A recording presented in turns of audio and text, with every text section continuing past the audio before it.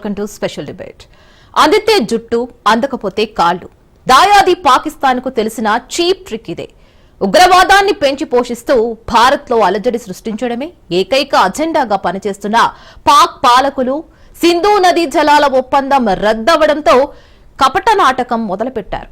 పాక్ తీరును చూస్తుంటే పహల్గాంలో 26 మంది అమాయకులను కిరాతకంగా హతమార్చిన ఉగ్రవాద చర్యను ఏమాత్రం పట్టించుకోకుండా తమకు రావాల్సిన సింధు నదీ జలాలను భారత ప్రభుత్వం వెంటనే విడుదల చేయాలని అన్నమాట.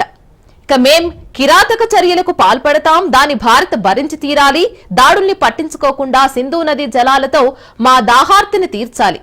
ఇది పాకిస్తాన్ చేస్తున్న వితండవాదం.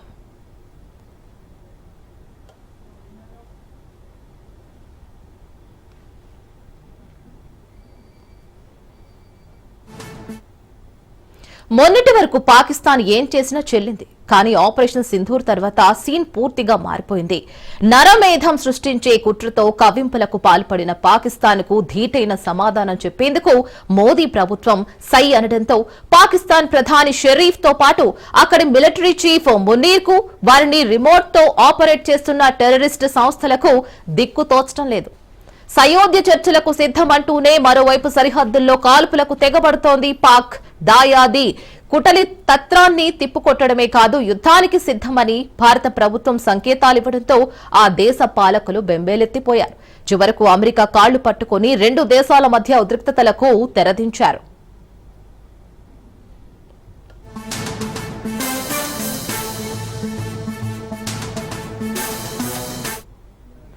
సయోధ్య కారణంగా ఆపరేషన్ సింధూర్ బెడద నుంచి తప్పించుకున్న పాకిస్తాన్ కు సింధు నదీ జలాల విడుదల వ్యవహారం పెద్ద సవాల్గా మారింది. దీంతో గత్యంతరం లేక మోదీ ప్రభుత్వం ముందు పాక్ పాలకులు దేహీ అంటూ విజ్ఞాపనలు చేయడం మొదలుపెట్టారు. సింధు నదీ జలాలు పాక్ ప్రజలకు జీవనాధారమంటూ లేఖ రాసిన పాకిస్తాన్ ప్రభుత్వం తమ ప్రజల ప్రాణాలు ఎంత విలువైనవో చెబుతోంది. కానీ ఉగ్రవాదుల దాడుల్లో హతులవుతున్న భారత పౌరుల ప్రాణాల గురించి ఎందుకు ఆలోచించడం లేదన్నది ఎవరికీ అంతు చిక్కని ప్రశ్న.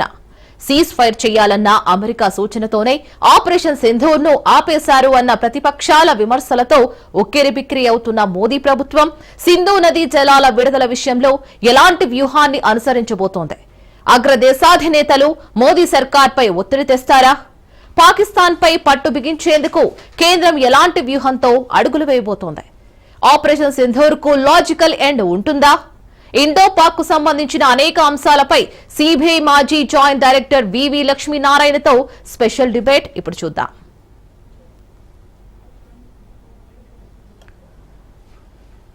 Welcome back. ఆపరేషన్ సింధూర్ అనంతర పరిణామాలపై మనతో మాట్లాడడానికి సిబిఐ మాజీ జాయింట్ డైరెక్టర్ లక్ష్మీనారాయణ గారు ఇప్పుడు లైవ్లో సిద్ధంగా ఉన్నారు. ఆయనతో ప్రత్యేక ఇంటర్వ్యూ ఇప్పుడు చూద్దాం. నమస్కారం లక్ష్మీనారాయణ గారు. నమస్తే రామచంద్ర గారు. లక్ష్మీనారాయణ గారు, ఇప్పుడు ఈ ఆపరేషన్ సింధూర్ తర్వాత మోడీ గ్రాఫ్ బాగా పెరిగిపోయింది. ప్రపంచ దేశాలన్నీ కూడా మోడీ అదేవిధంగా భారత్ బలం ఏంటో తెలిసింది ప్రపంచ దేశాలకని చెప్పి కేంద్ర ప్రభుత్వం అదేవిధంగా బీజేపీ క్లెయిమ్ చేసుకుంటోంది. కానీ ఆపరేషన్ సింధూర్ని మొదలుపెట్టి అనుకోకుండా అంటే అకస్మాత్తుగా దీన్ని ఎందుకు ఆపేయాల్సి వచ్చింది? దీనికి సంబంధించి అమెరికా ఒత్తిడి పనిచేసింది. ఈ విషయంలో ఇందిరాగాంధీ తోటి కంపేర్ చేస్తూ మోడీని ప్రతిపక్షాలు విమర్శిస్తున్నాయి. ఈ రెండిట్లో మనం ఏ వైపు కరెక్ట్ వాదన అని మనం అనుకోవాల్సి ఉంటుందండి? ప్రజాస్వామ్యంలో ప్రతి ఒక్కరికి వాళ్ళ అభిమతాన్ని వ్యక్తం చేసే స్వేచ్ఛ ఉంది. కానీ ప్రస్తుతం మనం మాట్లాడుతున్నది భారతదేశం యొక్క అఖండత, భారతదేశం యొక్క సార్వభౌమత్వం. అనేక సంవత్సరాల నుంచి భారతదేశం ఉగ్రవాదం పేరుతో భారతదేశం మీద పాకిస్తాన్ చేస్తున్న కుట్రలు, వీటన్నిటి గురించి మాట్లాడుకుంటూ వెళితే ఎప్పుడైనా కూడా భారతదేశం అన్నది పాకిస్తాన్ చర్యలను ప్రతిఘటిస్తూనే వస్తుంది. మీరు 47లో జరిగిన యుద్ధం కావచ్చు, 65 కావచ్చు, 71 కావచ్చు, కార్గిల్ యుద్ధం కావచ్చు, ఎప్పుడైనా పాకిస్తాన్ తో గట్టి ధీటైన జవాబు భారతదేశం ఇస్తూ వచ్చింది. కానీ ముఖ్యంగా మనం ఇక్కడ చూడాల్సింది ఏంటంటే 2019వ సంవత్సరంలో పుల్వామా ఘటన తర్వాత భారతదేశం చేసిన సర్జికల్ స్ట్రైక్స్, ఆ తర్వాత వ్యూహాత్మకంగా జమ్మూ అండ్ కాశ్మీర్ నుంచి ఆర్టికల్ 370 370 ఆర్టికల్ ను తొలగించడం, ఆ తర్వాత జమ్మూ అండ్ కాశ్మీర్ ని 2 కేంద్రపాలిత ప్రాంతాలుగా విభజించడం, ఆ తర్వాత అక్కడి ఎన్నికలు నిర్వహించడం, తర్వాత జమ్మూ అండ్ కాశ్మీర్ ని లిబరలైజ్ చేయడం వల్ల పెట్టుబడులు కాశ్మీర్ లో రావడం మొదలయ్యాయి. అక్కడ ఉన్న యువతకు ఉపాధి దొరకడం మొదలైంది. టూరిజం కూడా బ్రహ్మాండంగా అభివృద్ధి చెందడం మొదలైంది. సో ఇవన్నీ చూసిన పాకిస్తాన్ మళ్ళా జమ్మూ అండ్ కాశ్మీర్ యొక్క పురోగతి ఏదైతే ఉందో అది వారికి కంటగింపుగా తయారైంది. ఆ తర్వాత ప్రపంచ మార్కెట్ లో గాని, ప్రపంచ జియో పొలిటిక్స్ లో గాని పాకిస్తాన్ ఏకాకిగా మిగిలిపోయింది. ఎందుకంటే 2021లో అమెరికా ఆఫ్ఘనిస్తాన్ నుంచి వెళ్ళిపోవడం, దానివల్ల పాకిస్తాన్ యొక్క ప్రాముఖ్యత తగ్గిపోయింది. ఆ తర్వాత అనేక దేశాలు పాకిస్తాన్ని దూరం చేశాయి. ఈవెన్ చైనా కూడా బెల్ట్ అండ్ రోడ్ ఇనిషియేటివ్ లో కొన్ని పాకిస్తాన్ నుంచి పెట్టుబడులు రాకపోవడం వల్ల వాళ్ళ ప్రాజెక్టులు అక్కడ ఆగిపోవడం, ఆ తర్వాత బలూచిస్తాన్ లో ఉన్న బలూచిస్తాన్ లిబరేషన్ ఆర్మీ చైనా ఇంజనీర్ల మీద వాళ్ళు హత్యలు చేయడం, ఇలాంటివన్నీ కూడా మనం చూసాం. కాబట్టి ఇటువంటి పరిస్థితులలో మళ్ళా ఒకసారి పాకిస్తాన్ యొక్క ఉనికిని తెలియజేసుకోవడానికి అమెరికన్ ఉప రాష్ట్రపతి జేడి వ్యాన్స్ భారతదేశంలో పర్యటన సందర్భంగా చూసుకొని ఈ పెహల్గావ్లో అత్యంత హీనమైన, అత్యంత క్రూరమైన సంఘటనను వాళ్ళు చేయడం జరిగింది. దీనికి ప్రధానమైన ఇంకొక ఉద్దేశం ఏంటంటే భారతదేశంలో హిందూ ముస్లింల మధ్య విభేదాలు సృష్టించాలని మొట్టమొదటిసారిగా పహల్గావ్ అటాక్ లో వ్యక్తులను వాళ్ళ మతం ఏంటి, జాతి ఏంటి అని ప్రశ్నించి వాళ్ళ పిల్లల ఎదుట, వాళ్ళ కుటుంబాల ఎదుట వారిని హత్య చేయడం జరిగింది. సో ఇటువంటి పరిస్థితులలో భారతదేశం ఆపరేషన్ సింధూర్ ని మొదలుపెట్టి పాకిస్తాన్ కు భారతదేశం అంటే ఏంటి, కేవలం ఒక పాకిస్తాన్ కు మాత్రమే కాకుండా మొత్తం ప్రపంచానికి కూడా భారతదేశం సంకల్పిస్తే ఏం చేయగలదు అన్న ఒక గుణపాఠాన్ని నేర్పించడం జరిగింది. మీరు మొదట దాడులు చేసి అక్కడ ఉన్న ఉగ్రవాద స్థావరాలన్నింటినీ కూడా మట్టుపెట్టడం జరిగింది. ముఖ్యంగా లష్కరే తేబా, జైషే మహమ్మద్, హిజ్బుల్ ముజాహిద్దీన్ లాంటి భావల్పూర్ కావచ్చు, లేకుంటే మురుడ్కే కావచ్చు, ఇటు ప్రాంతాల్లో వాళ్ళ హెడ్ క్వార్టర్స్ మీదే దెబ్బతీసి IC 814 విమాన హైజాకింగ్ లో ప్రధాన సూత్రధారి అయిన మౌలానా మసూద్ అజార్ వారి కుటుంబ సభ్యులందరినీ కూడా అక్కడ మట్టుపెట్టడం జరిగింది. సుమారుగా 100కు పైగా టెర్రరిస్టులని అక్కడ భారతదేశం మట్టుపెట్టింది. ఆ తర్వాత పాకిస్తాన్ యొక్క ప్రతిక్రియ, మన LOC మీద వాళ్ళు ఆర్టిలరీ ఫైర్ చేసి అందులో సుమారుగా 15 మంది పౌరులు, భారతీయ పౌరులు మరణించడం జరిగింది. అందువల్ల దీనికి ప్రతిచర్యగా భారతదేశం పాకిస్తాన్ యొక్క మిలిటరీ ఎస్టాబ్లిష్మెంట్స్ మీద భారతదేశం తన ప్రభావాన్ని చూపించింది. ముఖ్యంగా 11 పాకిస్తాన్ ఎయిర్ బేసెస్ ని టోటల్ గా ధ్వంసం చేయడం జరిగింది.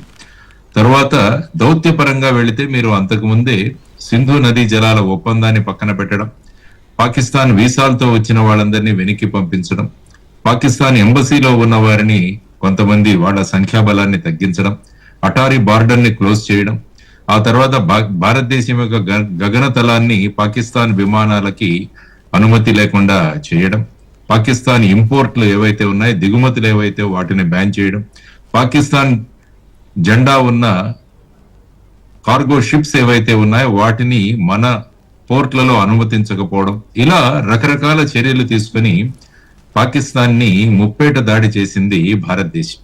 కానీ లక్ష్మీనారాయణ గారు, మీరు చెప్తున్న ప్రకారం ముప్పేట దాడి చేసిన తర్వాత కూడా పాకిస్తాన్ లో ఆ పశ్చాత్తాప ధోరణి అనేది కనిపించట్లేదు కదండి. పాకిస్తాన్ పశ్చాత్తాప ధోరణి వల్లనే వారు మన దగ్గరికి భిక్ష కోసం వచ్చారు.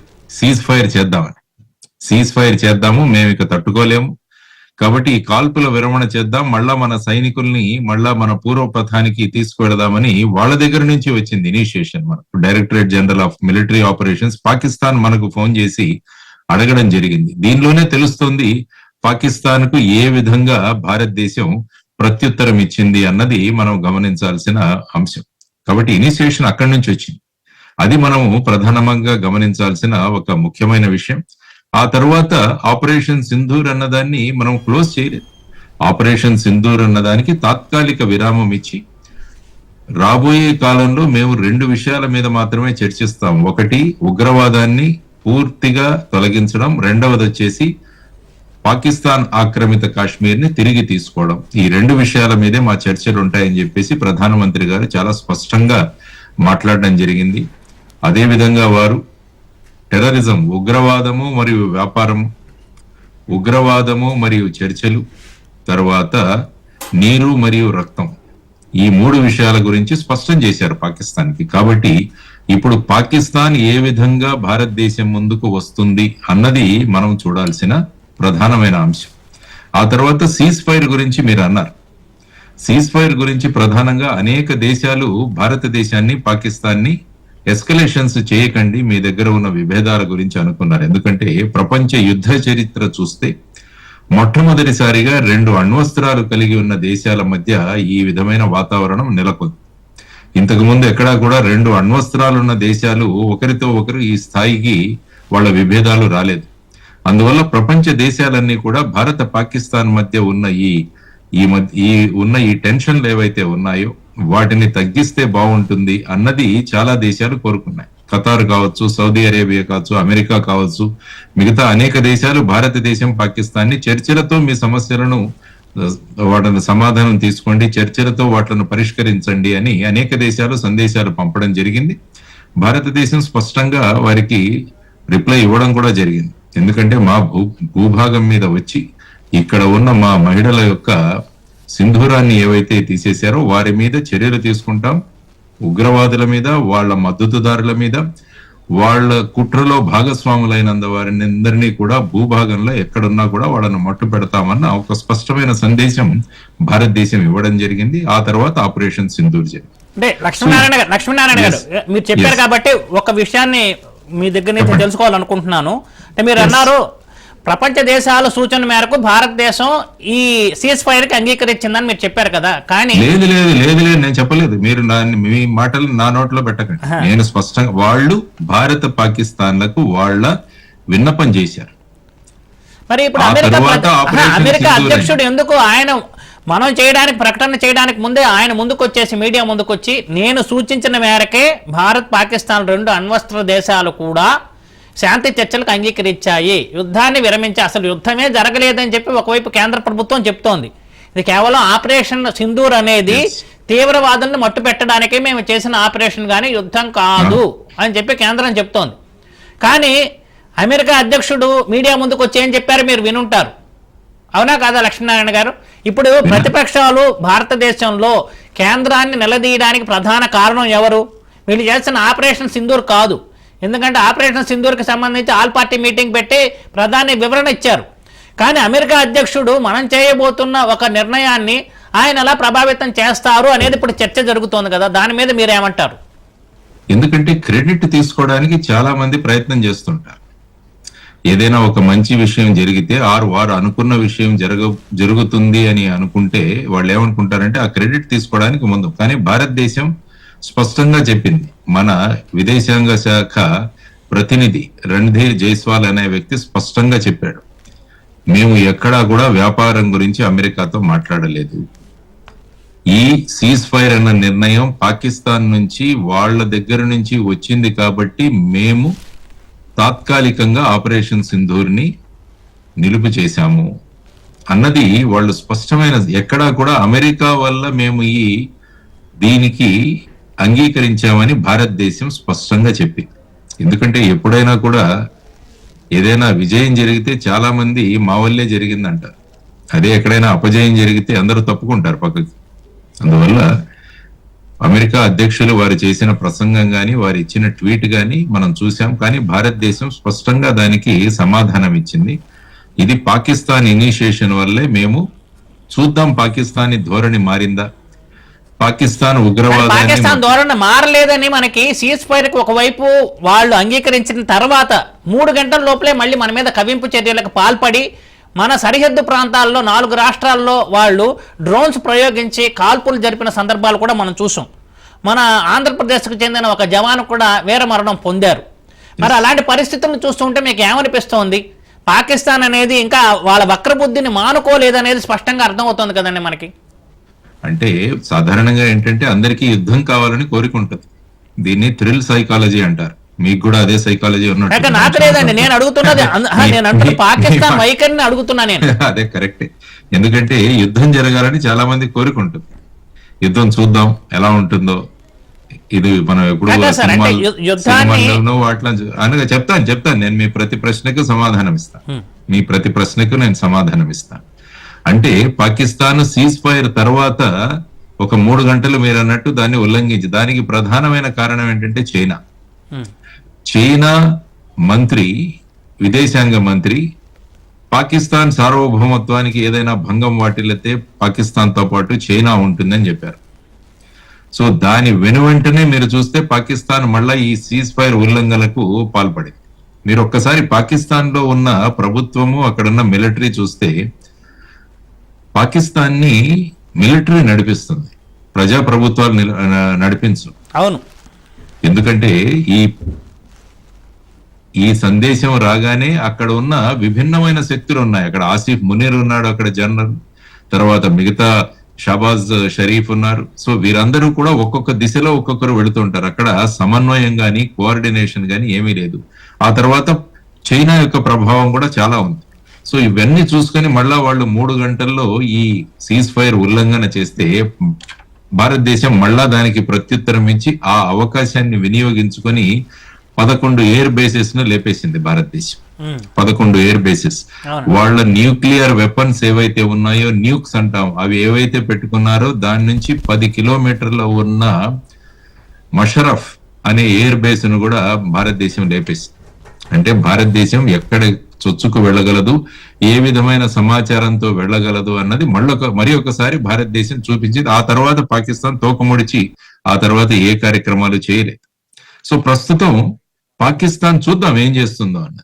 ఎందుకంటే ఆపరేషన్ సింధూర్ కంటిన్యూ చేయడానికి భారతదేశం సన్నద్ధంతో ఉంది. లక్ష్మీనారాయణ గారు, మీరు ఇందాక అన్నారు చైనా ప్రభావంతో వాళ్ళు మళ్ళీ కవ్వింపు చర్యలకు పాల్పడ్డారని. ఒక చిన్న క్లారిఫికేషన్ అండి. ఒకవైపు చైనా సపోర్ట్ చేస్తోంది పాకిస్తాన్ కి, కానీ చైనాని పూర్తిగా వ్యతిరేకించి అమెరికా కూడా కొన్ని విషయాల్లో పాకిస్తాన్ కి మద్దతు పలుకుతోంది. మరి ఈ విషయాన్ని చూస్తుంటే ఎక్కడ వీళ్ళిద్దరికీ పొంతన కుదురుతోందని, అంటే మిగిలిన దేశాలు భారత్ ని ఉగ్రవాదం విషయంలో సమర్థిస్తున్నామని చెప్తున్నారు కానీ ఆచరణలో సాధ్యపడట్లేదు. కానీ పాకిస్తాన్కి మద్దతు ఇచ్చే విషయంలో మాత్రం చైనా సపోర్ట్ చేస్తుంది, అమెరికా సపోర్ట్ చేస్తుంది. ఎక్కడ ఇది ఏ రకంగా మనం చూడాల్సిన అవసరం ఉందని మీరు అనుకుంటున్నారు? ఎందుకంటే చైనా ముఖ్యంగా పాకిస్తాన్ కు సపోర్ట్ చేయడానికి 2-3 కారణాలు ఉన్నాయి. మొదటిది, భారతదేశం ముందుకు వెళ్ళకూడదు, భారతదేశం ఆర్థికంగా ఇక్కడే ఆగిపోవాలి, లేకుంటే చైనాను కూడా దాటిపోయి వెడుతుందేమన్న ఒక భయం. రెండవది, చైనాకున్న వాణిజ్య సంబంధాలు. ఎందుకంటే చైనా మ్యానుఫ్యాక్చరింగ్ సెక్టర్ లో చాలా ముందుకు వెళ్ళింది. కాబట్టి చైనా తయారు చేసిన వస్తువులు సులభతరంగా హిందూ మహాసముద్రంలోకి వెళ్ళాలంటే పాక్ ఆక్యుపైడ్ కశ్మీర్ నుంచి ఒక మహామార్గాన్ని, హైవేని వాళ్ళు డిజైన్ చేస్తున్నారు. అది గోదావరి పోర్ట్ దాకా వస్తుంది. సో ఆ విధంగా తక్కువ ఖర్చుతో ఈ వాళ్ళ దగ్గర ఉన్న వస్తువులన్నీ కూడా ఎగుమతులు చేయడానికి వీలవుతుందని పాక్ ఆక్యుపైడ్ కశ్మీర్ అన్నది పాకిస్తాన్ భూభాగంలో ఉంటే తప్ప వాళ్ళ ప్రణాళిక నడవదు అని ముఖ్యంగా చైనా ఆశిస్తున్న అంశం. అందువల్లే చైనా పాకిస్తాన్తో ఉంది. తర్వాత పాకిస్తాన్కు అటు యుద్ధ విమానాలు కావచ్చు, యంత్ర సామాగ్రి కావచ్చు, ఇవన్నీ కూడా చైనానే సరఫరా చేస్తుంది. ఈ మధ్య మనం చూసాం. సో ఇప్పుడు కొత్తగా IMF నుంచి వచ్చిన ఏదైతే లోన్ ఉందో దాని ద్వారా మళ్ళా కొద్దిగా చైనా దగ్గర ఉన్న యంత్ర సామాగ్రి ఇవన్నీ కూడా అమ్ముకోవచ్చు. చైనా ఎప్పుడు కూడా వాణిజ్య వ్యాపారాల గురించి చాలా వాళ్ళ కాన్సన్ట్రేషన్ ఉంటుంది. సో ఆ విధంగా వాణిజ్య పరంగా, తర్వాత వచ్చేసి టాక్టికల్ గా, ఆ తర్వాత వచ్చేసి వాళ్ళ దగ్గర ఉన్న వస్తువులంతా కూడా సులభంగా హిందూ మహాసముద్ర రూట్ లో వాళ్ళు ఎక్స్పోర్ట్ చేసుకోవడానికి పాకిస్తాన్ కి ఇప్పుడు చైనాకి ముఖ్యంగా పాకిస్తాన్ యొక్క సహాయ సహకారాలు చాలా అవసరం అన్నది ఒకటి. ఆ తరువాత అమెరికా గురించి మీరు చూస్తే అమెరికా అనేక ధోరణులు అవలంబిస్తుంటుంది. ఎందుకంటే 2021 వరకు పాకిస్తాన్ చాలా సన్నిహితంగా ఉండింది అమెరికాకు. ఎందుకంటే ఆఫ్ఘనిస్తాన్ లో అమెరికా యొక్క బేసెస్ అన్నిటికీ కూడా సపోర్ట్ చేసింది పాకిస్తాన్. కాబట్టి పాకిస్తాన్ తో ఆ విధమైన సంబంధాలు ఉన్నాయి. ట్రంప్ గారి ధోరణి కూడా చూస్తే మొదట ఏమన్నారు, భారతదేశానికి వాళ్ళ సెల్ఫ్ డిఫెన్స్ లో ఏమైనా చేయడానికి అధికారం ఉంది అన్నారు. ఆ తర్వాత రెండు దేశాలు మాకు చాలా దగ్గర సంబంధాలు ఉన్నాయి, both our nations are friends to us అన్నారు. ఆ తర్వాత ఈ ఎస్కలేషన్స్ తగ్గించి ఇద్దరు మాట్లాడుకుంటే బాగుంటుంది. ఆ తర్వాత నా వల్లనే ఈ సీజ్ ఫైర్ అన్నది ఏర్పడిందని ఆయన అన్నారు. కాబట్టి ట్రంప్ గారు రకరకాలుగా వారు మాట్లాడుతుంటారు. ఇప్పుడు వెళ్ళి ఈవెన్ సిరియాతో కూడా ఆయన మళ్ళా స్నేహపూరితమైన హస్తాన్ని ఆయన అందించారు. సో ఆ విధంగా ఆయన ఏమంటారంటే ట్రేడ్, వాణిజ్యం వాణిజ్యం వాణిజ్యం అని ఆయన మాట్లాడుతుంటారు. కాబట్టి ఆయన ధోరణిలో మార్పు రావడానికి అవకాశం ఉంది. కాబట్టి ప్రస్తుతం భారతదేశం అన్ని అమెరికా దేశాలకు ఒక్క విషయం మీద ఒక చిన్న వివరణ కావాలండి మీ దగ్గర నుంచి. అమెరికాకి నమ్మకమైన మిత్రుడు అంటే అది ఇండియానా పాకిస్తానా మీ దృష్టిలో? అంటే ఎలా ఉంటుందంటే ఇప్పుడు ఇంతకు ముందున్న కోల్డ్ వారు తర్వాత ఆ ముందటి పరిస్థితులు వేరు. కానీ ఇప్పుడు పరిస్థితులు ఎలా ఉన్నాయంటే ఒక దేశం ఇంకొక దేశం మీద ఆధారపడి ఉండాలి అన్నది, తర్వాత పాకిస్తాన్ చైనాకు దగ్గర అవ్వకూడదు అన్నది కూడా అమెరికాకు ఒక భావన. కాబట్టి అమెరికా ఎప్పుడు కూడా ఒక డ్యూయల్ గేమ్ ప్లే చేస్తుంటది. ఎందుకంటే చైనా దానివల్ల భారతే కదా నష్టపోతుంది. భారత్ నష్టపోతుంది, కానీ భారత్ తమ యొక్క భావనను ఖచ్చితంగా ప్రకటిస్తుంది. భారత్ తనకు వచ్చిన ఇబ్బందులు ఏవైతే ఉన్నాయో అవి అంతర్జాతీయ స్థాయిలో కానీ మిగతా స్థాయిలో కానీ ఇంత చేసినా కూడా భారతదేశం లొంగకుండా అమెరికా వల్ల మేము సీజ్ ఫైర్ ఒప్పుకున్నామని ఇప్పుడు కూడా మాట్లాడలేదు ఎప్పుడు కూడా. అంటే లక్ష్మీనారాయణ గారు ఒక విషయం, ఇంకో విషయం కూడా మిమ్మల్ని అడగాలనుకుంటున్నాను. ఇప్పుడు అంతర్జాతీయ స్థాయిలో యునైటెడ్ నేషన్స్ బ్యాన్ చేసిన అంటే నిషేధిత తీవ్రవాద సంస్థలన్నీ కూడా పాకిస్తాన్ లోనే ఆశ్రయం పొందుతున్నాయి అనేది మనకు స్పష్టంగా తెలుస్తోంది. ఈవెన్ బిన్ లాడెన్ కూడా అక్కడే దొరికారు. మరి అలాంటి పరిస్థితుల్లో తీవ్రవాదులకు ఆశ్రయం కల్పిస్తున్న పాకిస్తాన్ని పూర్తిగా వాళ్ళు కట్టడి చేయాల్సింది పోయి వాళ్ళ విషయంలో మనం చూసామంటే ఆర్థిక సహాయాన్ని అందించడంలో అమెరికా పరోక్షంగా వాళ్ళకి సహకరిస్తోంది పాకిస్తాన్ అని చెప్పి పలు సందర్భాల్లో రుజువు అవుతోంది. కానీ ఇజ్రాయెల్ విషయంలో కనుక మనం చూసామంటే అక్కడ జరిగే తీవ్రవాదులు ఎవరైతే ఉన్నారో వాళ్ళ విషయంలో కానీ మిగిలిన దేశాల్లో ఎక్కడైనా తీవ్రవాదం ఉంటే వాళ్ళని వెంటనే కట్టడి చేయడానికి ఆర్థిక ఆంక్షలు విధిస్తోంది అమెరికా. మరి ఈ డబల్ గేమ్ ఎందుకు ఆడుతోందండి అమెరికా మీ ఉద్దేశంలో? అదే కదా, రకరకాల నీతులు అవలంబిస్తుంటుంది అమెరికా. వాళ్ళు ఫెయిర్ గా ప్రతి చోట ఒకే నీతి అని ఉండదు. ఒక్కొక్క ప్రాంతంలో ఒక్కొక్క నీతిని వాళ్ళు అవలంబిస్తూ ఒక బిగ్ బ్రదర్ అనే కాన్సెప్ట్ తీసుకురావడానికి వాళ్ళు ప్రయత్నం చేస్తూ ఉంటారు. కాబట్టి ఒక పక్క పాకిస్తాన్ చైనాకు దగ్గర అవ్వకూడదని, రెండవది పాకిస్తాన్ డిఫెన్స్ మినిస్టర్ ఏమన్నాడంటే గత 30 సంవత్సరాలుగా మేము ఈ చెత్త పనులు చేస్తూనే ఉన్నాం, we're doing this dirty game on behalf of developed nations అన్నాడు. రెండు పెద్ద దేశాల యొక్క ప్రభావం వల్ల గత 30 సంవత్సరాలుగా ఈ టెర్రరిజం అన్నది పాకిస్తాన్ లో మేము మొదలు పెట్టాము, అది అమలు జరుగుతుంది అని ఆయన అన్నాడు. ఇంకోటి పుల్వామా దాడి కూడా మేము చేసిందే అని చెప్పి వాళ్ళు డైరెక్ట్ గా క్లెయిమ్ చేసుకున్నారు కదండి, ఎయిర్ ఫోర్స్ చీఫ్ మార్షల్ కూడా. అవును, అంటే ప్రతి దాడి వెనకాల పాకిస్తాన్ ఉన్నదన్నది భారతదేశం స్పష్టంగా సాక్ష్యాధారాలతో ఇంటర్నేషనల్ ఫోరం మీద పెట్టి, ఇప్పుడు చూసుకుంటే తహూర్ రానా ఎవరైతే ఉన్నాడో అతన్ని తీసుకొచ్చాం అమెరికా నుంచి. హెడ్లీ అన్న వ్యక్తి ఉన్నాడు, అతన్ని కూడా తీసుకురాబోతున్నాం. తరువాత దావూద్ ఇబ్రహీము, మౌలానా మసూద్ అజారు, హఫీజ్ సయ్యద్, లఖ్వీ ఇటువంటి ఉగ్రవాదులు పాకిస్తాన్ లో ఉన్నాయన్నది మనం సాక్ష్యాధారాలతో సహా మనం అంతర్జాతీయ ఫోరంలో మనం పెట్టాం. సో ఈ విధమైన పరిస్థితులలో అమెరికా ఉగ్రవాద విషయంలో ఖచ్చితంగా భారతదేశానికి మద్దతు ఇస్తుందని, ఎందుకంటే వాళ్ళు కూడా చూశారు 9/11 లో ఏం జరిగిందో అన్నది వాళ్ళు ప్రత్యక్షంగా అనుభవించారు. మనం వేసిన ఏది భస్మాసుర హస్తం లాగా, ఫ్రాంకెన్స్టైన్ లాగా మనకు ఈ విధమైన ప్రభావం ఉంటుంది అన్నది వారికి కూడా తెలిసి. సో ఈ విధమైన పరిస్థితులలో అమెరికా ఏ విధమైన ధోరణి ఇప్పుడు అవలంబిస్తుందన్నది కూడా చూడాల్సిన అంశం. ఆ తర్వాత భారత్ పాకిస్తాన్ మధ్య నెక్స్ట్ ఏంటి అన్నది చర్చల, లేకుంటే ఎవరు ఇనిషియేటివ్ తీసుకుంటారు, ఇవన్నీ కూడా మనకు, ఎందుకంటే కశ్మీర్ అన్నది మన బైలేటరల్ ఇష్యూ అని స్పష్టంగా చెప్పాం. ఎవరి మధ్యస్థము మాకు అవసరం లేదు. ఈ రోజు అమెరికా కూడా మళ్ళా చెప్పింది కశ్మీర్ విషయంలో మేము మధ్యస్థిత్వం చెయ్యము, అది వాళ్ళిద్దరూ కూడా కూర్చొని చర్చించుకొని పరిష్కరించుకోవాల్సిన అంశం అని వారు చెప్పడం జరిగింది. ఓకే లక్ష్మీనారాయణ గారు, ఇంకో విషయం ఏంటంటే సింధు నది జలాల విషయం అనేది మీరు ఇందాక ప్రస్తావించారు. నీళ్లు రక్తం కలిసి పారే అవకాశమే లేదని చెప్పి ప్రధాని నరేంద్ర మోడీ క్లారిఫై చేస్తారు దాని మీద. కానీ ఇప్పుడు అదే ప్రధాన చర్చగా మారింది. ఎందుకంటే నిన్న పాకిస్తాన్ తరపున వాళ్ళ ప్రభుత్వం తరపున ఒక లేఖ రాశారు మన ప్రభుత్వానికి. మాకు ఇక్కడ తాగడానికి కూడా నీళ్ళు లేకుండా నోళ్ళు ఎండిపోయి ప్రాణాలు పోయే పరిస్థితి వచ్చింది, కాబట్టి మానవతా దృక్పథంతో మాకు సింధు నది జలాలను ఆపకుండా విడుదల చెయ్యండి అనేది దాని సారాంశం. అక్కడైతే మానవత్వం చూడాలి, కానీ వాళ్ళు వచ్చి మన ఉగ్రదాడులను చేసి మన దేశంలో సరిహద్దుల్లో 26 మందిని హతమారిస్తే అక్కడ మానవత్వం ఉండదు. మరి ఇలాంటి పరిస్థితుల్లో భారత్ ఈ సింధు నది జలాల అంశాన్ని ఒక ఆసరాగా తీసుకుని పాకిస్తాన్ మీద ఏ రకమైన ఒత్తిడి పెంచే అవకాశం ఉంటుందండి? ఒత్తిడి పెరిగిందన్నది స్పష్టంగా తెలిసింది. పాకిస్తాన్ యొక్క 2 నాలుకల ధోరణి ఏదైతే ఉందో, అటువైపు పహల్గామ్లో అటువంటి, మీరే అన్నట్టు పహల్గామ్లో అటువంటివి చేస్తారు, ఇక్కడ వచ్చేసరికి మాకు కరువులు కాటకాలు నీళ్లు లేక మేము అల్లాడిపోతున్నాం అన్నది ఇది ఒక భూమిక.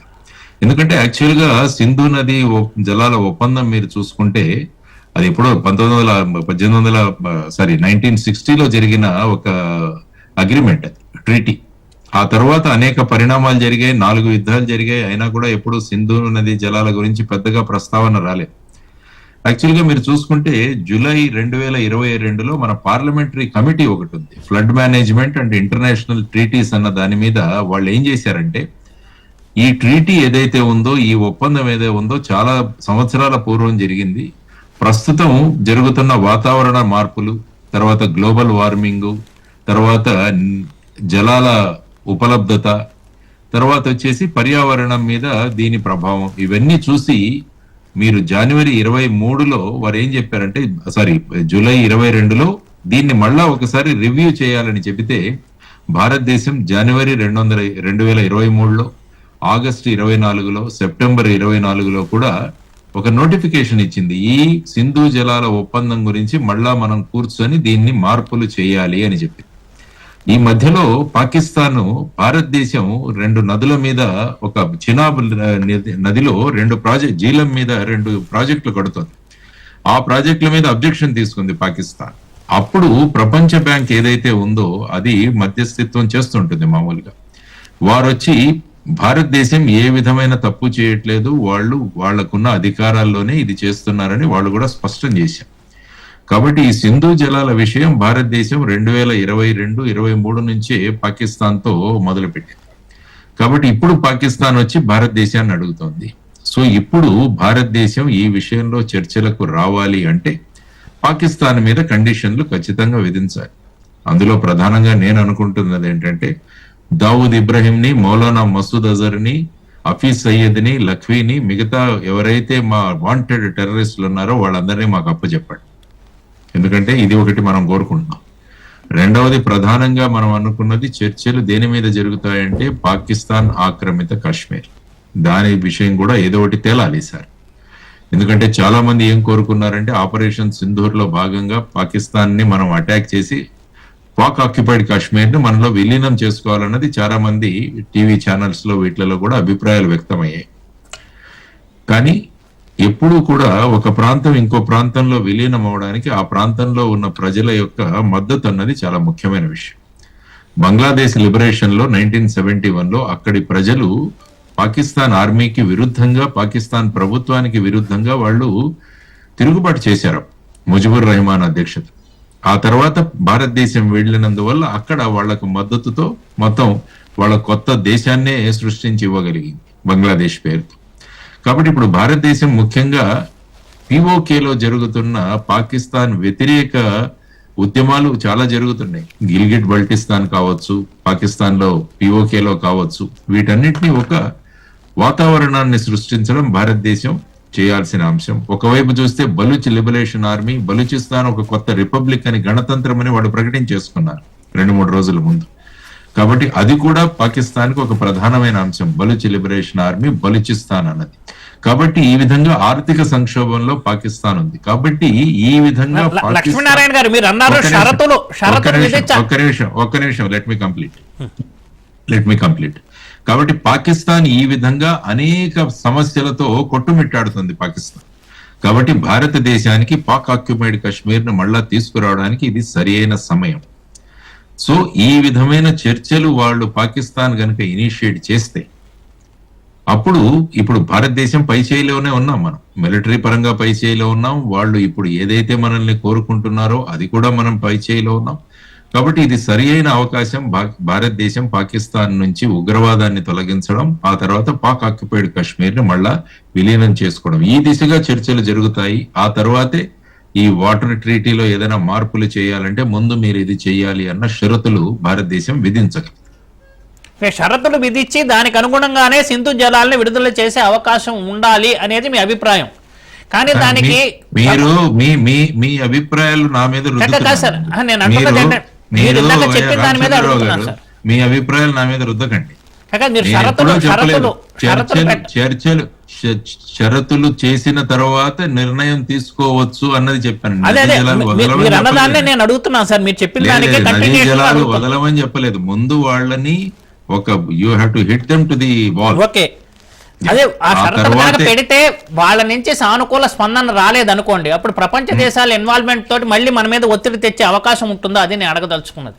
ఎందుకంటే ఈ సింధు జలాల ఒప్పందం ఆర్బిట్రేషన్ మెకానిజం చూసుకుంటే అందులో ఒక పర్మనెంట్ ఇండస్ కమిషన్ ఒకటి ఉంది, తర్వాత న్యూట్రల్ ఎక్స్పర్ట్, తర్వాత కోర్ట్ ఆఫ్ ఆర్బిట్రేషన్ అని 3 విధాలు ఉన్నాయి. ఇందులో ఏ విధంగా ఓన్లీ వరల్డ్ బ్యాంక్ అన్నది మొదట వాళ్ళు ఈ సింధు జలాల ఒప్పందానికి వాళ్ళు మధ్యస్థం చేశారు.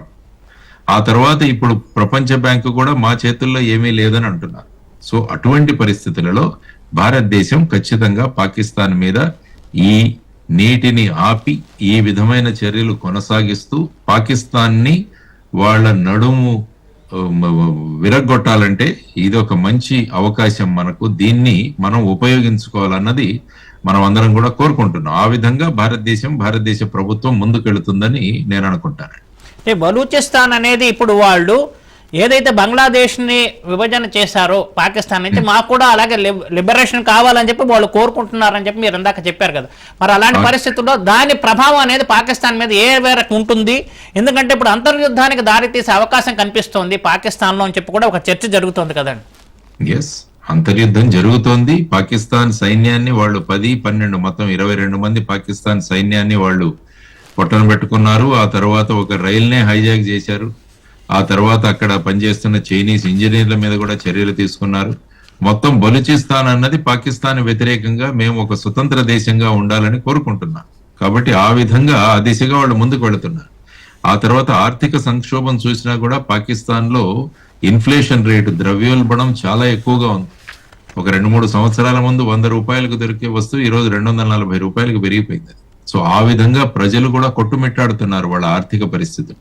తర్వాత భారతదేశం లాంటి దేశంలో, ఎందుకంటే వాళ్ళ జీడిపి చూస్తే సుమారుగా $325-350 బిలియన్, మనది అదే చూసుకుంటే సుమారుగా 3,300, సుమారుగా 7-8 రెట్లు మనం ముందున్నాం పాకిస్తాన్ కన్నా. కాబట్టి ఏదో భారతదేశంతో యుద్ధం చేయాలి ఇటువంటి వాళ్ళ ఎమోషన్స్ సెంటిమెంట్లతో పాకిస్తాన్ ఏమీ చేయలేదు. ఆర్థికంగాను తర్వాత వాళ్ళ యొక్క అంతర్గతంగాను చాలా సమస్యలతో కొట్టుమిట్టాడుతోంది పాకిస్తాన్. కాబట్టి ఇది సరి అయిన అదును. ఈ విధంగా భారతదేశం వారి మీద కండిషన్లు పెట్టి ఆ తర్వాత అంతర్జాతీయ మద్దతుతో ఈసారి ఉగ్రవాదం అన్నదాన్ని పూర్తిగా పాకిస్తాన్ యొక్క మ్యాప్ నుంచి తొలగించే ఒక ప్రక్రియ మన ప్రభుత్వం ఖచ్చితంగా చేపడుతుందని మనం అనుకుంటాం. అదేవిధంగా పాక్ ఆక్యుపైడ్ కాశ్మీరు తర్వాత బలూచిస్తాన్ లో జరుగుతున్న దాన్ని భారతదేశం ఏ విధంగా చూస్తుందన్నది కూడా మనం చూడాలి. అంటే బంగ్లాదేశ్ లాగా ఏ విధంగా మన ఇంటర్వెన్షన్ అక్కడ ఉండి బలూచిస్తాన్ ని మళ్ళా పాకిస్తాన్ నుంచి ఎలాగైతే ఈస్ట్ పాకిస్తాన్ ని మనం తొలగించి బంగ్లాదేశ్ ని స్వతంత్ర దేశంగా చేశామో ఆ విధమైన చర్యలు ఏమన్నా భారతదేశం ఆలోచిస్తుందా అన్నది కూడా మనం చూడాలి. ఇంకో విషయం ఏంటంటే ఈరోజు రక్షణ శాఖ మంత్రి రాజ్నాథ్ సింగ్ మాట్లాడుతూ అక్కడ అణ్వస్త్ర దేశంగా పాకిస్తాన్ చెప్తున్నారు, కానీ వాళ్ళ చేతుల్లో అణ్వాయుధాలు ఉండడం అనేది ప్రపంచానికే పెద్ద ముప్పు. కాబట్టి వెంటనే ప్రపంచ దేశాలు దీని మీద దృష్టి సారించి ఆ అణ్వాయుధాలని స్వాధీనం చేసుకోవాలని చెప్పి ఒక డిమాండ్ని తీసుకొచ్చారు కదా తెర మీదకి. అది ఎంతవరకు సాధ్యం అవుతుందని చెప్పి మీరు అనుకుంటున్నారండి? ఎందుకంటే ఇంటర్నేషనల్ అటామిక్ ఎనర్జీ ఏజెన్సీ అన్నది అక్కడ వచ్చి అక్కడ ఏదైనా రేడియేషన్ జరిగిందా అన్నది వాళ్ళు చర్చించి అక్కడ ఎటువంటి రేడియేషన్ జరగలేదు అన్నదాన్ని నిర్ధారించారని మీడియాలో వస్తున్న వార్తలు. ఎందుకంటే ఈ సందర్భంగా కొన్ని మాధ్యమాల్లో భారతదేశం వాళ్ళ అణ్వస్త్రాన్ని కూడా స్ట్రైక్ చేశాం మనం అన్నది వచ్చాయి కొన్ని మీడియా ఛానల్స్ లో. దాన్ని పరిశీలించడానికి వాళ్ళు వెళ్ళారని మనం విన్నాం. సో యాక్చువల్ గా ఏంటంటే ఇటువంటి రాజకీయ, ఇటువంటి ఆర్థిక, ఇటువంటి పరిస్థితులు ఉన్న దేశం చేతిలో ఈ అణ్వస్త్రాలు ఉండడం అన్నది చాలా ప్రమాదకరమైన విషయం. ఎలాగైతే ఇరాక్ లో సద్దాం హుస్సేన్ ఏ విధంగా ఈ విధమైన మాస్ డిస్ట్రక్షన్ వెపన్స్ అన్ని కూడా తయారు చేస్తున్నాడన్న దీంతో అప్పుడు అమెరికా వాళ్ళ మీద దాడి చేయడం జరిగింది. ఆ తర్వాత సద్దాం హుస్సేన్ ని మనం చూసాం ఏ విధంగా వాళ్ళు అంతమందించారో, ఇదంతా మనం చూసిన అంశం. కాబట్టి ఇంకో విషయం కూడా ఏంటంటే తీవ్రవాదుల ప్రభావంతో అక్కడ ఆర్మీ కూడా పనిచేస్తూ ఉంటుందని మీరు అన్నట్టు, అది కూడా చాలా ప్రమాదం కదా. మొన్న ఆర్మీ మసూద్ అజర్ వాళ్ళ ఫ్యామిలీ మెంబర్స్ చనిపోతే వాళ్ళకి ఆర్మీ వాళ్ళు శవపేటికలు మోసినట్టు మనం చూసాం లైవ్. సో ఆ విధంగా ఉగ్రవాదం అన్నది కూడా వీరందరూ కలిసి ఉంటారు. ఇట్ ఈస్ ఏ ట్రైపార్టీడ్, ఉగ్రవాదము, ఐఎస్ఐ, తర్వాత పాకిస్తాన్ ప్రభుత్వం, వీళ్ళంతా కలిసి పనిచేస్తుంటారు. సో అటువంటి పరిస్థితుల్లో అటువంటి దేశం చేతిలో ఈ విధమైన వెపన్స్ ఉండడం అన్నది చాలా ప్రమాదకరం. ఇది అంతర్జాతీయంగా కూడా వాళ్ళు గుర్తించాలి అన్న దాని విషయం మీద రాజ్నాథ్ సింగ్ గారు ఆ విధమైన వ్యాఖ్యానాలు చేశారు. అది సబబే. ఎందుకంటే మనకు పోయేది ఏమీ లేదు, అద్భుతంగా ముందుకు వెళుతున్న దేశాల మీద మనం ఈ అణ్వస్త్రాలు ప్రయోగించవచ్చు కదా అన్న ఆలోచన కూడా వచ్చే అవకాశం ఉంది. ఎందుకంటే వాళ్ళకు నో ఫస్ట్ యూజ్ అన్న క్లాజ్ కూడా లేదు వాళ్ళ ప్రోటోకాల్. మనకైతే మన న్యూక్లియర్ ప్రోటోకాల్లో మనం నో ఫస్ట్ యూజ్ ఉంది. మనం ఎప్పుడు కూడా మొదట ఉపయోగించు, ఎవరైనా మన మీద ఆ విధంగా చేసే ప్రయత్నం చేస్తే మనం వాడతాం అన్నది మన ప్రోటోకాల్. కానీ వాళ్ళ ప్రోటోకాల్లో నో ఫస్ట్ యూజ్ అన్న క్లాజ్ లేదు. కాబట్టి వాళ్ళు మొదటే వాళ్లే ఉపయోగించవచ్చు. సో ఈ విధమైన ప్రమాదకరమైన అణ్వస్త్రాలు అన్ని విధాలుగా ఒక ఫెయిల్డ్ స్టేట్, ఒక రోగ్ స్టేట్ ఏదైతే ఉంటుందో అటువంటి పాకిస్తాన్ చేతిలో ఉండదన్నది ప్రమాదకరం. కాబట్టి అంతర్జాతీయంగా ఉన్న దేశాలన్నీ కూడా వీటి మీద చర్చలు జరిపి పాకిస్తాన్ దగ్గర ఉన్న ఈ అణ్వస్త్రాలు వాళ్ళ దగ్గర నుంచి స్వాధీనం చేసుకోవాల్సిన అవసరం 100% చేయాలి అన్నదే మనం అభిప్రాయపడాల్సిన అవసరం ఉందండి. ఓకే, ఇప్పుడు ఆపరేషన్ సింధూర్ సందర్భంగా మీరు చెప్పారు, ఇప్పుడు వాళ్ళు సీజ్ ఫైర్కి అంగీకరించిన తర్వాత కూడా పాకిస్తాన్ తరఫున కొన్ని డ్రోన్స్ ప్రయోగించడానికి చైనా ప్రేరేపితం దానికి కారణం అని చెప్పి మీరు చెప్పారు కదా.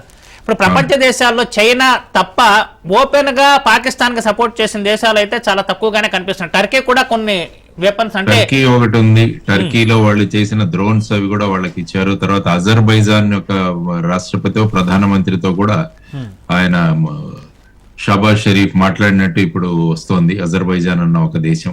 కాబట్టి ఈ విధంగా మన దేశానికి ఎవరెవరు మద్దతు ఇచ్చే అవకాశం ఉంటుంది అనుకుంటున్నారంటే, అంటే ఒకవేళ మనకు ఫ్యూచర్ లో ఎప్పుడైనా అవసరం అయితే మనకు మిత్రులు అని చెప్పుకునేది ఒక రష్యా ఒక్కటేనా, లేకపోతే మిగిలిన దేశాల నుంచి ఏ రకమైన మద్దతు వచ్చే అవకాశం ఉంటుందని మీరు? ఉగ్రవాదానికి వ్యతిరేకంగా ఉన్న సందర్భంలో సుమారుగా పహల్గావ్ సంఘటన జరిగిన తర్వాత 140 దేశాలు భారతదేశానికి మద్దతు ప్రకటించాయి. అందులో ప్రధానమైన దేశాలన్నీ కూడా మాట్లాడాయి భారతదేశం తరపున. కాబట్టి ఇప్పుడు చేసుకునే పోయే ఈ కాంక్రీట్ చర్యలు ఏవైతే ఉన్నాయో అది ఒక ఆర్థికంగా ఒక దేశాన్ని గాని, ఒక రాజకీయంగా ఒక దేశాన్ని గాని మనం ఆక్యుపై చేసుకోవడానికి, లేకుంటే వాళ్ళ మీద ఒత్తిడి పెట్టడానికి మనం ప్రయత్నించలేదు. మన ప్రయత్నం అంతా కూడా ఉగ్రవాదానికి వ్యతిరేకంగానే ఉంది. ఇది ప్రపంచ దేశం. కాబట్టి భారతదేశం చాలా జాగ్రత్తగా మనం మాట్లాడుతున్న ప్రతి మాట గాని, ప్రధానమంత్రి గారు కావచ్చు, మిగతా వాళ్ళు ఎవరైనా కావచ్చు, వాళ్ళందరూ కూడా ఏకకంఠంతో భారతదేశం పాకిస్తాన్ లో ఉన్న ఉగ్రవాదానికి వ్యతిరేకంగా ఇవన్నీ చేస్తోందన్న ఒక ఆలోచనని మనం సమర్థవంతంగా అన్ని దేశాల్లో తీసుకువెళ్ళగలిగాం. అందువల్ల భారతదేశానికి మిగతా దేశాల లాగా ఇదేదో అక్కసుతోనో లేకుంటే భూభాగాన్ని ఆక్యుపై చేసుకోవడానికో చేస్తున్నారన్న అపవాదం ఎక్కడా లేదు మనకి. అందరూ కూడా భారతదేశం ఉగ్రవాదానికి వ్యతిరేకంగా మాత్రమే పోరాటం చేస్తుందన్నది తీసుకెళ్ళాం. కాబట్టి ఏ దేశం కూడా భారతదేశానికి వ్యతిరేకంగా వెళ్లే పరిస్థితి లేదు. మేబీ టర్కీ కావచ్చు, లేకుంటే అజర్బైజాన్ కావచ్చు, అవి వాళ్లకున్న సత్సంబంధాలు ఏవైతే ఉన్నాయో, వాళ్ళ వాణిజ్య పరంగా ఏ సంబంధాలు ఉన్నాయో, లేకుంటే వాళ్ళ అస్త్రాలు శస్త్రాలు ఏ విధంగా వాళ్ళకి అమ్మాలో ఈ విధమైన వాటిలో ఉండొచ్చు. కానీ వాళ్లకు టర్కీ వాళ్ళకి ఎప్పుడో పాకిస్తాన్ వాళ్ళు అక్కడ మద్దతు తెలిపిన సందర్భాలు ఇవన్నీ పురస్కరించుకొని వాళ్ళు వెళుతున్నారు. కానీ బై అండ్ లార్జ్ ప్రపంచంలో ఉన్న లక్ష్మీనారాయణ గారు ఇప్పుడే ఒక బ్రేకింగ్ న్యూస్ వచ్చింది. టర్కీ నుంచి దిగుమతి చేసుకుంటున్న ఏదైతే వస్తువులు ఉంటాయో వాణిజ్య పరంగా వాటి మీద ఎక్కువగా సుంకాలు వేయాలని చెప్పి భారత ప్రభుత్వం నిర్ణయం తీసుకున్నట్టు కూడా మనకి ఇప్పుడు బ్రేకింగ్ న్యూస్ అందుతోంది. మెయిన్గా ఈ మార్బుల్స్ మీద 70%, ఆ రకంగా కొన్ని వస్తువులు ఏదైతే దిగుమతి చేసుకుంటున్నామో వాటన్నిటి మీద కూడా సుంకాలు ఎక్కువగా పెంచి టర్కీ ఏదైతే పాకిస్తాన్కి మద్దతు ఇచ్చిందో దానికి కూడా సరైన గుణపాఠం నేర్పాలి అనే విధంగా ఇప్పుడు భారత ప్రభుత్వం వ్యూహ రచన చేస్తున్నట్టు మనకు అర్థమవుతుంది లక్ష్మీనారాయణ. అవును, ఈవెన్ సివిల్ ఏవియేషన్ సైడ్ లో కూడా భారతదేశంలో ముఖ్యంగా అక్కడ చాలా సినిమాలు తయారు చేస్తారు మన వాళ్ళు వెళ్ళి, అక్కడ షూటింగ్స్ అవి చాలా జరుగుతాయి టర్కీలో. కాబట్టి మన ఫిల్మ్ మేకింగ్ సంస్థ కూడా నిర్ణయించింది ఇక మీద టర్కీలో ఎటువంటి షూటింగ్స్ కు వెళ్ళకూడదని. ఆ తర్వాత civil aviation minister Rammohan Naidu గారు కూడా ఇప్పుడే మాట్లాడారు దాని గురించి. కాబట్టి టర్కీకి వెళ్లే విమానాలు వాట్ల మీద కూడా మేము నిర్బంధాలు విధిస్తున్నాము అని చెప్పేసి. కాబట్టి ఆ విధంగా అంటే పాకిస్తాన్ ని సపోర్ట్ చేయడం అంటే భారతదేశం ఏ విధంగా చూస్తుంటే పాకిస్తాన్ లో ఉన్న ఉగ్రవాదాన్ని సపోర్ట్ చేస్తున్నారన్న ధోరణిలో మనం ముందుకెళ్తున్నాం. సో అది కరెక్ట్ అయిన చర్య. ఎందుకంటే పాకిస్తాన్ ని సపోర్ట్ చేస్తున్నారంటే పాకిస్తాన్ లోని ఉగ్రవాదాన్ని సపోర్ట్ చేస్తున్నారు. ఎందుకంటే భారతదేశం పాకిస్తాన్ లోని ఉగ్రవాదానికి వ్యతిరేకంగా పోరాడుతోంది కాబట్టి ఇటువంటి చర్యలు ఒక మంచి సందేశాన్ని పాఠాన్ని మిగతా దేశాలకు కూడా పంపే ఒక గొప్ప ప్రయత్నం భారతదేశం చేస్తోంది. ఇది జరగాలి. ఈవెన్ అజర్బైజాన్ గురించి కూడా చూద్దాం, అక్కడ ఏ విధమైన వాణిజ్య సంబంధాలు మనకు అజర్బైజాన్ కు ఉన్నాయన్నవి ఐ థింక్ పెద్ద ఏమి ఉండకపోవచ్చు అక్కడి నుంచి మనకి. సో ఆ విధమైన పరిస్థితులలో భారతదేశం తన భూమికను చాలా స్పష్టంగా ప్రపంచ దేశాలకు తెలియజేస్తుందండి. లక్ష్మీనారాయణ గారు, ఇప్పుడు ఇస్రాయెల్ వచ్చి ఐసిస్ లాంటి ఉగ్రవాద సంస్థలతో పోరాడుతోంది. ఇప్పుడు ఆపరేషన్ సింధూర్ ద్వారా మనం కూడా పాకిస్తాన్ ఉగ్రవాదుల మీద దాడి చేసి వాళ్ళ శిబిరాలను మట్టుబెట్టాం. సో ఇజ్రాయెల్ ని ఒక మనం ఇన్స్పిరేషన్ గా తీసుకుని ఏం చెయ్యాలని మీరు భావిస్తున్నారు? అంటే ఇజ్రాయెల్ టెక్నాలజీ అనేది దాంట్లో ఈ తీవ్రవాదాన్ని అణిచేసేందుకు ఇజ్రాయెల్ టెక్నాలజీ అనేది అత్యాధునిక విధానాలను అనుసరిస్తూ ఉంటుంది కదా, దాని రెండింటిని ఎలా కంపేర్ చేస్తారండి మీరు? ఇజ్రాయెల్ ఎప్పుడు కూడా భారతదేశానికి స్నేహపూరితమైన సంబంధాలు ఉన్నాయి. తర్వాత ముఖ్యంగా అక్కడి ప్రధాని నేతన్యాహు గారు అని మన ప్రధాని నరేంద్ర మోడీ గారికి చాలా పర్సనల్ సంబంధాలు ఉన్నాయి. They are very close. అందుకనే ఆయన వెళ్ళినప్పుడు కొన్ని గిఫ్ట్లు కూడా ఆయన ఇచ్చారు మన ప్రధాని మోడీ గారికి అక్కడ వెళ్ళినప్పుడు. తర్వాత పాకిస్తాన్ ఉగ్రవాదం మీద కూడా ఇజ్రాయెల్ స్పష్టమైన అభిప్రాయాన్ని కూడా వ్యక్తం చేసింది. ఎస్, ఉగ్రవాదం అన్న దాని విరుద్ధంగా మేము పోరాడుతున్నాం, మీరు కూడా పోరాడుతున్నారు, కాబట్టి దానిలో మేము సంపూర్ణమైన మద్దతు ఉంటుంది. ఇజ్రాయెల్ విషయాలు అనేక ఆర్మీ టెక్నాలజికల్ విషయాల్లో కూడా ఇజ్రాయెల్ భారతదేశానికి సంపూర్ణమైన సహకారాన్ని అందిస్తోంది. కాబట్టి వారు కూడా చేస్తున్నది హమాస్ కావచ్చు, అక్కడ ఉన్న లెబనాన్ మీద చేస్తున్న వాళ్ళ చర్యలు కావచ్చు, ఇవన్నీ కూడా ఇజ్రాయెల్ ఆ విధంగా అక్కడ ఉన్న ఉగ్రవాదానికి వ్యతిరేకంగా వాళ్ళు ముందుకెళ్తున్నారు. అదే విధంగా భారతదేశం కూడా ఇక్కడ ముందుకు వెళుతుంది. కాబట్టి భారత ఇజ్రాయెల్ యొక్క సాన్నిహిత్య సంబంధాలు ఏవైతే ఉన్నాయో అవన్నీ కూడా మనకి భావి కాలంలో ఉపయోగపడతాయి. ఇజ్రాయెల్ విల్ బి డెఫినెట్లీ భారతదేశంతో ఉంటుంది. అంటే ఇజ్రాయెల్ సపోర్ట్ తీసుకుంటే ఇంకా మనం ఈ ఉగ్రవాదాన్ని, పాకిస్తాన్ ప్రేరేపిత ఉగ్రవాదాన్ని పూర్తి స్థాయిలో నిర్మూలించే అవకాశం ఉంటుంది అనుకోవచ్చా? ఎందుకంటే టెక్నాలజీ పరంగా మీరు చూస్తుంటే అనేక దేశాల టెక్నాలజీ మనం ఉపయోగించుకుంటాం. రఫేల్ విమానాలు కావచ్చు, మిరైజెస్ కావచ్చు, లేకుంటే సుఖోయ్ విమానాలు కావచ్చు రష్యా నుంచి, తర్వాత S-400 మన డిఫెన్స్ సిస్టమ్ కావచ్చు, ఇవన్నీ కూడా చాలా దేశాల సంబంధాలతో భారతదేశం ప్రొక్యూర్ చేసుకుంది. తర్వాత మేక్ ఇన్ ఇండియా కాన్సెప్ట్ లో కూడా మనం అనేక మిసైల్స్ ఏవైతే డెవలప్ చేశామో, అబ్దుల్ కలాం గారి యొక్క దూరదృష్టితో భారతదేశం ఏవైతే మిసైల్ టెక్నాలజీ మిసైల్ మిషన్ లో ఏదైతే మనం వెళ్ళామో, అక్కడ బ్రహ్మోస్ కావచ్చు, లేకుంటే ఆకాష్ కావచ్చు, ఇలాంటి మిసైల్స్ కూడా మనం ఉపయోగించడం జరిగింది. ఆ తర్వాత మన డ్రోన్ టెక్నాలజీ, బెంగళూరులోని కొన్ని సంస్థలు ఈ డ్రోన్స్ తయారు చేస్తున్నాయి. ఏవైతే ఈ సూపర్ స్ట్రైకర్ డ్రోన్స్ ఉన్నాయో అవి కూడా మన బెంగళూరులో తయారు చేస్తున్న మన make in India concepts. So loitering drones అంటాం, ఇవన్నీ కూడా వాళ్ళు తయారు చేస్తున్నారు. సో ఈ విధంగా మన భారతదేశంలో మన టెక్నాలజీని ఉపయోగించుకొని ఆత్మనిర్భర్ భారత్, తర్వాత మేక్ ఇన్ ఇండియా కాన్సెప్ట్స్ తో మనం కూడా డిఫెన్స్ ఎక్విప్మెంట్ బ్రహ్మాండంగా ముందుకు వెళుతున్నాం. తర్వాత రఫేల్ విమానాలు మన HAL హిందుస్థాన్ ఏరోనాటిక్స్ యొక్క ఇద్దరి జాయింట్ వెంచర్ లో త్వరలో మనకు మన యుద్ధ విమానాలు కూడా తయారు కాబోతున్నాయి. సో ఇవన్నీ కూడా ఒక దిశగా వెళుతున్నాయి. కానీ ఎప్పుడూ కూడా మనం కోరుకోవాల్సింది ఏంటంటే ఏ దేశం కూడా దాని బడ్జెట్ ఏదైతే ఉంటుందో, ఆర్థికంగా ఏదైతే ఉంటుందో అది యుద్ధం కోసం, తర్వాత డిఫెన్స్ కోసం వెచ్చించుకుంటూ వెళితే ఏముందంటే అభివృద్ధి వైపు అంత రాదు. అందుకని ఏ దేశాలు కూడా యుద్ధాన్ని కోరుకోవు సాధారణంగా. కానీ ఇప్పుడు మనం చేస్తున్నది ఉగ్రవాదానికి విరుద్ధంగా యుద్ధం కాబట్టి దట్ ఈస్ టోటలీ జస్టిఫైడ్. ఇప్పుడు మనం 4 సార్లు పాకిస్తాన్ మీద విజయం సాధించి యుద్ధం చేసి విజయం సాధించిన తర్వాత కూడా మీరు గమనించారంటే వాళ్ళల్లో ఇంకా ఆ తీవ్రవాదాన్ని ప్రోత్సహించే వైఖరిలో ఎలాంటి మార్పు ఉండట్లేదు. కానీ ఈసారి వచ్చి మనం పూర్తిగా మీరు అంటున్నట్టు తీవ్రవాదం మీద ఫోకస్ చేసి దాన్ని నిర్మూలించాలనే కాన్సెప్ట్ తోటే భారత ప్రభుత్వం ఆ వ్యూహాన్ని అనుసరిస్తోంది. అంటే రాబోయే రోజుల్లో మీరు అంటున్నట్టు ఇప్పుడు ఇన్ని ఒప్పందాలు చేసుకున్న వాళ్ళు మారని పాకిస్తాను ఈసారి ఈ సింధు నది జలాల అంశంతో కానీ మిగిలిన అంశాలతో కానీ దారిలోకి తేవాలంటే మనం మాత్రమే దీని మీద ఒత్తిడి తెస్తే సరిపోతుందా? ప్రపంచ దేశాల నుంచి కూడా మద్దతు తీసుకోవాల్సిన అవసరం ఉంటుందా?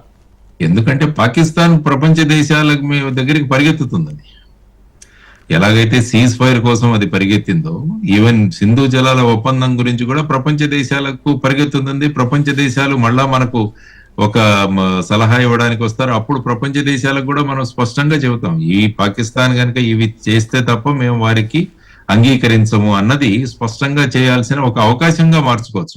మనం మిగతా దేశాల సపోర్ట్ ఇప్పుడు తీసుకోవాల్సిన అవసరం లేదు. పాకిస్తాన్ పరిగెత్తబోతోంది మిగతా దేశాల దగ్గరికి, మమ్మల్ని ఎలాగైనా రక్షించండి అని చెప్పేసి.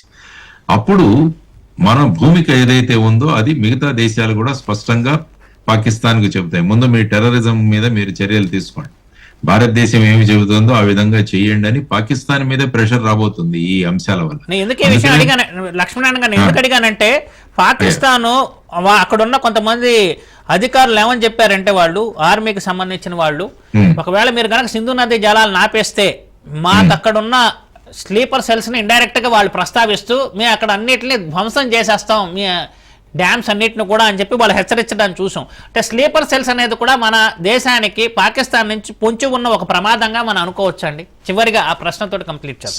స్లీపర్ సెల్స్ అన్నవి ఏంటంటే ఇంతకు ముందు ఉండేవి స్లీపర్ సెల్స్. ఎందుకంటే వాళ్ళు ఇక్కడ మేము ఒక స్లీపర్ సెల్స్ ని యాక్చువల్ గా డిస్ట్రాయ్ చేసాం. మేము అక్కడ మహారాష్ట్రలో పనిచేస్తున్నప్పుడు ఒక 25 మంది స్లీపర్ సెల్ ని వాళ్ళ దగ్గర నుంచి వెపన్స్ ఇవన్నీ కూడా స్వాధీనం చేసుకోవడం జరిగింది. కానీ ఈ మధ్యకాలం ఈ 10-15 సంవత్సరాల కాలంలో భారతదేశం ఈ స్లీపర్ సెల్స్ మీద అనేక చర్యలు తీసుకుంది. తర్వాత మన టెక్నాలజీ పరంగా మనం కూడా అడ్వాన్స్డ్ స్టేట్ లోకి వెళ్ళాం. ఎవరైనా చిన్న కదలికలు చేసినా కూడా వాళ్ళని పట్టుకొని వాళ్ళని పిన్ పాయింటెడ్ గా మనం చేసేంత వరకు మన టెక్నాలజీ డెవలప్ అయింది. ఇంతకు ముందు అంత టెక్నాలజీ ఉండేది కాదు. ఇప్పుడు చూడండి, జస్ట్ ఒక వాయిస్ తో ఒసామా బిన్ లాడెన్ ఎక్కడ ఉన్నాడు అన్నది అమెరికా కనిపెట్టగలిగింది టెక్నాలజీ వల్ల. సో ఆ విధమైన టెక్నాలజీలో మనం బాగా ముందుకు వెళ్ళాం. కాబట్టి ఇటువంటి స్లీపర్ సెల్స్ ఇదంతా ఏంటంటే పాకిస్తాన్ ఆర్మీ చేస్తున్న ఒక రకమైన మేకపోతు గాంభీర్యం అంటాం దీన్ని. ఏమీ లేవు కానీ అయినా కూడా మేము ఏదో చేస్తామన్న ఒక దీంతో అక్కడ ఉన్న ప్రజలను రేకెత్తించడానికి, వాళ్లలో మళ్ళా ఇంటర్నల్ గా వాళ్ళకు విప్లవం రాకుండా, ఒక సివిల్ వార్ రాకుండా వాళ్ళను వాళ్ళు కాపాడుకోవడానికి ఈ విధమైన స్టేట్మెంట్స్ చేస్తుంటారు. భారత ప్రభుత్వం చాలా సమర్థవంతంగాను, తర్వాత రాష్ట్రాల్లో ఉన్న ప్రభుత్వాలు, మన ఇంటెలిజెన్స్ ఏజెన్సీలు ఇవన్నీ కూడా ఆల్రెడీ ఇటువంటి స్లీపర్ సెల్స్ ఎక్కడైనా ఉన్నాయా అన్న ధోరణిలో వాళ్ళు ఉన్నారు. అందుకనే పాకిస్తాన్ నుంచి వీసాల నుంచి వచ్చిన వాళ్ళందరినీ కూడా తిరిగి పంపించేసాం మనం. సో వాళ్లకు సంబంధించిన విషయాలు కూడా మన దగ్గర రికార్డులో ఉంది. కాబట్టి పాకిస్తాన్ ఇస్తున్న ఈ ఏదైతే ఈ విధమైన ఒక స్టేట్మెంట్ ఉందో ఆ విషయంగా భారతదేశం ఖచ్చితంగా చర్యలు తీసుకుంటుంది ఇన్ కేస్ ఆ స్లీపర్ సెల్స్ ఏవైనా ఉంటే. అంటే ఇప్పుడున్న పరిస్థితుల్లో పాకిస్తాన్ నుంచి ఇంకా ఎలాంటి థ్రెట్ ఉండకపోవచ్చని మనం అనుకోవచ్చా? చివరిగా కంప్లీట్ చేయండి. ఒక 1 minute. పాకిస్తాన్ నుంచి భారతదేశానికి ఎప్పుడు డైరెక్ట్ థ్రెట్ ఎప్పుడు లేదు. ఎప్పుడు కూడా పాకిస్తాన్ ప్రాక్సీ వార్ చేస్తుంటుంది, అప్రత్యక్ష యుద్ధం. అంటే ఈ విధంగా ఉగ్రవాదాన్ని ప్రోత్సహించడం, లేకుంటే భారతదేశానికి నార్కోటిక్స్ డ్రగ్స్ సప్లై చేయడం, మాదక ద్రవ్యాలను సప్లై చేయడం, లేకుంటే ఫేక్ కరెన్సీని చేయడం. మొన్న ఎక్కడో ఫేక్ కరెన్సీ చాలా పట్టుకున్నారు, పాకిస్తాన్ ప్రింట్ చేసిన ఫేక్ కరెన్సీ కూడా కొన్ని రోజుల ముందు. సో ఈ విధమైన 3 చర్యల వల్ల పాకిస్తాన్ అప్రత్యక్ష యుద్ధం చేస్తుంది తప్ప భారతదేశంలో ప్రత్యక్ష యుద్ధంగా మీరే అన్నట్టు 4 సార్లు పోయింది. ఈసారి కూడా వాళ్ళ స్థాయి ఏంటో వాళ్ళకి తెలిసిపోయింది. సో ఈ విధంగా ఈ అప్రత్యక్ష యుద్ధాన్ని కూడా ఈసారి ముగింపజేయడానికి మంచి అవకాశం, భారతదేశం దాన్ని ఖచ్చితంగా వినియోగించుకుంటుందన్నది నా అభిప్రాయం. ఓకే, థ్యాంక్ యూ లక్ష్మీనారాయణ గారు. ఇది స్పెషల్ డిబేట్ చూస్తూనే ఉండండి రాజ్ న్యూస్.